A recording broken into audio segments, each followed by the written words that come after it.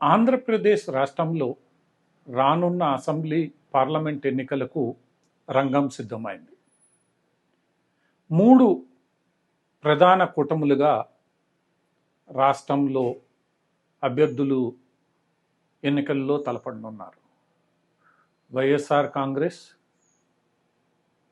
జగన్మోహన్ రెడ్డి నేతృత్వంలో, వైఎస్ షర్మిల నేతృత్వంలో ఇండియా కూటమి అంటే కాంగ్రెసు ప్లస్ వామపక్షాలు, ఎన్డీఏ కూటమి పేరుతో తెలుగుదేశం నాయకత్వంలో తెలుగుదేశం, జనసేన, బీజేపీ కూటములు తమ తమ అభ్యర్థులను ప్రకటించారు.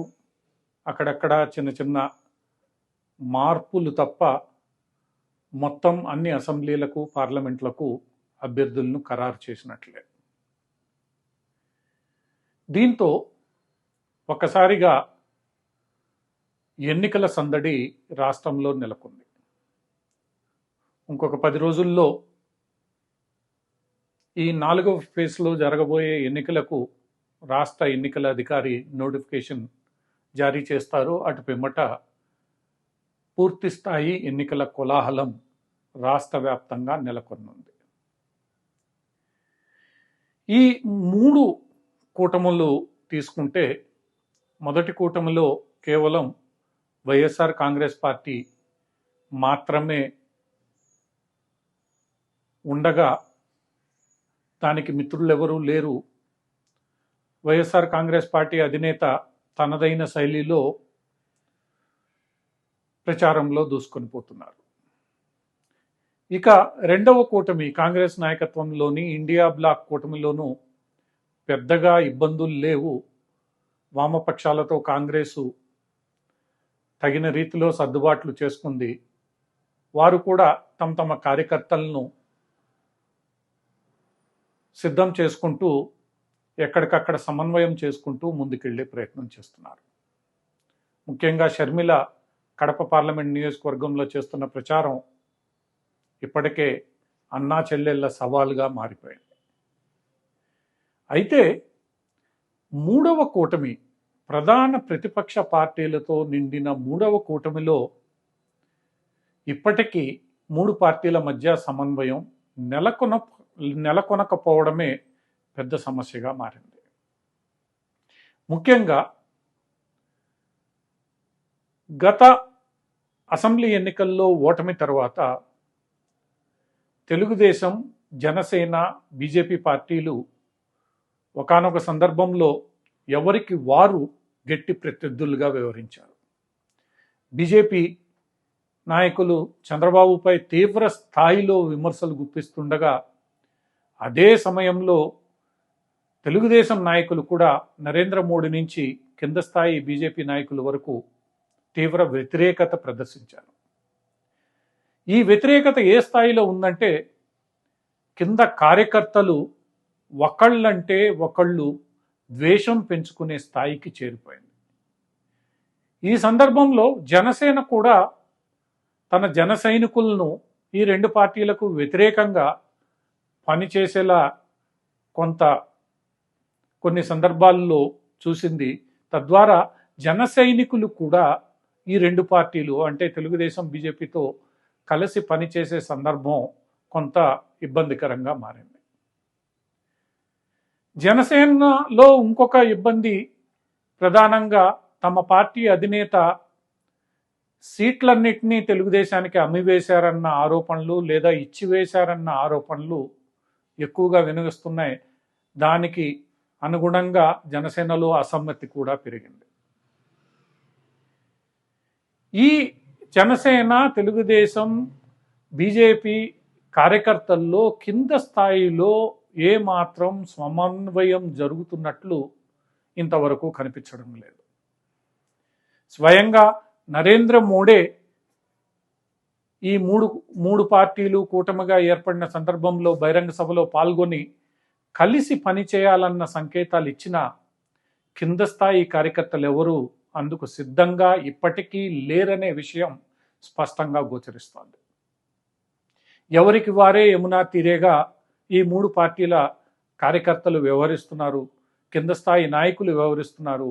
ఈ కూటమి అంతా రాష్ట్ర స్థాయి నాయకుల మధ్య తప్ప కింద స్థాయి నాయకుల్లో ఏమాత్రం లేదనే విషయం స్పష్టంగా రాజకీయ విశ్లేషకులకు, ఎన్నికల వ్యవహారాన్ని నిశితంగా గమనిస్తున్న వారందరికీ అర్థమైపోతుంది. ఇదే పరిస్థితి రాబోయే రోజుల్లో కొనసాగితే మాత్రం జగన్మోహన్ రెడ్డి గెలవడం ఖాయం. ఎందుకంటే జగన్మోహన్ రెడ్డి కూటమిలో లుకలుకలు లేవు. ఆయన పార్టీలో కేవలం అసమ్మతి ఉంది. ఆ అసమ్మతిని ఆయన తనదైన శైలిలో కొంతమేర చక్కదిద్దుకుంటూ వచ్చారు. ఎందుకంటే ముందు నుండే ఎవరికి టికెట్ ఇస్తున్నాను ఇవ్వనన్న విషయాన్ని ఆయన స్పష్టంగా తేల్చివేయడంతో ఇష్టమున్న వాళ్ళు కలిసి సాగుతున్నారు, లేని వాళ్ళు పార్టీని వదిలి వెళ్ళిపోయారు. దీంతో ఒక రకంగా ఎన్నికల నోటిఫికేషన్కు రావడానికి ఒక నెల ముందుగానే అందరు అభ్యర్థులు కొంతమేర సర్దుకొని జగన్మోహన్ రెడ్డి స్వయంగా ప్రచారానికి వెళ్ళిపోతున్నారు. ఇక కాంగ్రెస్ వామపక్షాల్లో ఇబ్బందులే లేవు. ఎందుకంటే వాళ్ళ బలము ఎంతగా ఉందో ఇంకా ఎవరికీ అర్థం కాని పరిస్థితి. ఈ పరిస్థితుల్లో ప్రధాన ప్రతిపక్షంగా పాలకపక్షానికి గట్టి పోటీ ఇవ్వాల్సిన ఎన్డీఏ కూటమి మాత్రం కింద స్థాయిలో ఇంకా ఏమాత్రం కలిసి పనిచేయకపోవడం ఒక రకంగా జగన్మోహన్ రెడ్డి గెలుపుకు కారణమవుతుందా అన్న అంశం ఈరోజు చర్చనీయాంశంగా మారిపోయింది.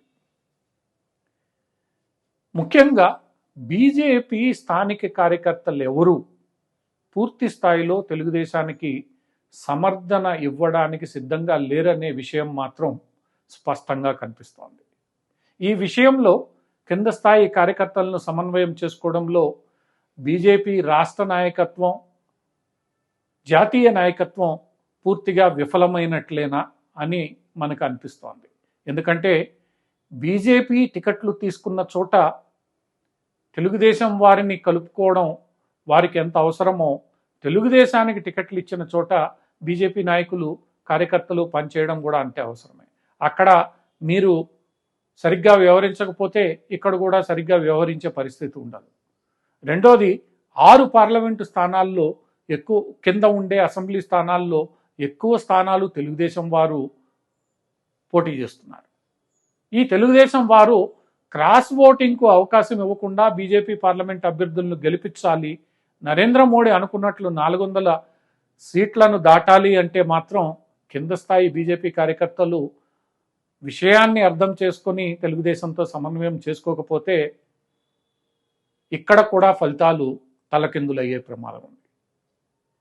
ఈ విషయాన్ని అర్థం చేసుకోవడానికి బీజేపీ కార్యకర్తలు సిద్ధంగా లేరు. ఎందుకంటే తెలుగుదేశం కార్యకర్తలు చంద్రబాబు గట్టిగా చెప్పిన పరిస్థితుల్లో కొంతమేర అర్థం చేసుకున్నట్లు కనిపిస్తున్నా బీజేపీ కార్యకర్తలు ఆ మాత్రం కనిపించడానికి కూడా సిద్ధంగా లేరు. ఈ సమన్వయ లోపమే రేపు ఈ కూటమికి పరీక్షగా మారనుందా అని అనిపిస్తోంది. ఇదే గాని జరిగితే ఇప్పటికే ప్రచారంలో ఉన్న విధంగా బీజేపీ రాష్ట్ర నాయకత్వం జగన్ను గెలిపించడమే లక్ష్యంగా లోపాయికారిగా పనిచేస్తోందన్న విమర్శలకు బలం చేకూరుతుంది. బీజేపీ రాష్ట్ర నాయకత్వం ఈ విషయం దిశగా ఆలోచించి సరైన రీతిలో స్పందించి తమ కింద స్థాయి కార్యకర్తలను తెలుగుదేశంతో సమన్వయపరచుకోలేకపోతే ఈ ఆరోపణ, విమర్శ వాస్తవ రూపం దాల్చవచ్చు. అది భవిష్యత్తులో ఎన్నో ఇబ్బందికరమైన పరిణామాలకు దారి తీసే ప్రమాదం కూడా ఉంది.